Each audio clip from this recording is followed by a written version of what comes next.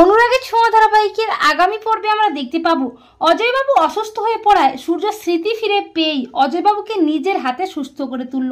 হ্যাঁ বন্ধুরা, আমরা এমনটাই দেখতে পাবো অনুরাগের ছোঁয়া ধারাবাহিকের আগামী পর্বগুলোতে। দীপার বাবা জামাই ষষ্ঠীর দিন সেনগুপ্ত বাড়িতে আসে, জয় উর্মির জন্য উপহার নিয়ে আসে, কিন্তু সূর্যের জন্য আনে না। তখন সূর্য দীপার বাবাকে প্রণাম করে বলে, দাও আমার উপহারটা দাও।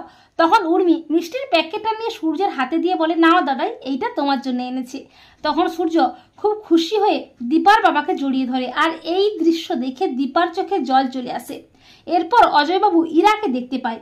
ইরাকে বলে, তুমি কে মা? তখন ইরা বলে, আমি সূর্যের বর্তমান স্ত্রী। ইরার মুখে কথা শুনে অবাক হয়ে যায় অজয়বাবু।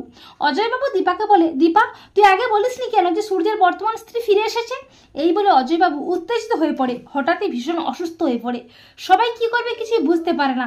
তখন সূর্যের একটু একটু করে সব মনে পড়তে থাকে। সূর্য বলে, বাবার মাইনর অ্যাটাক হয়েছে। সূর্যের মুখে একথা শুনে অবাক হয়ে যায় সবাই। অজয়বাবুকে তড়িঘড়ি করে হসপিটালে নিয়ে যাওয়া হয়। ডক্টর জানায় ওনার কন্ডিশন খুবই ক্রিটিক্যাল। আর সূর্যের সব কিছু মনে পড়তে থাকে। সূর্য বলে, দীপা দীপা তুমি চিন্তা করো না, আমি বাবাকে সুস্থ করে তুলবো। এই বলে সূর্য স্মৃতি ফিরে পেয়েই নিজের হাতে অজয়বাবুর চিকিৎসা করে সুস্থ করে তোলে। তো বন্ধুরা, তোমরা এটাই চাও তো যে সূর্য যেন স্মৃতি ফিরে পেয়েই নিজের হাতে অজয়বাবুকে সুস্থ করে তোলে? কমেন্ট করে জানাতে ভুলো না কিন্তু তোমাদের মতামতটি।